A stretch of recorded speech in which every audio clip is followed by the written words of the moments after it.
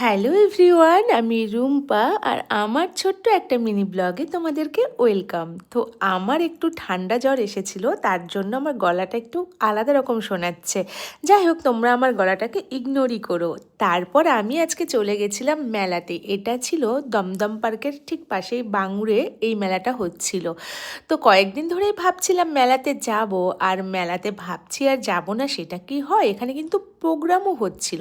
তারপর একটু প্রোগ্রাম দেখে একটু মেলাতে গেছি, ঘুগনি খাবো, জিলাপি খাবো। এটা না খেলে কি হয় বলো? তোমরা কারা কারা এগুলো খেতে পছন্দ করো অবশ্যই জানিও।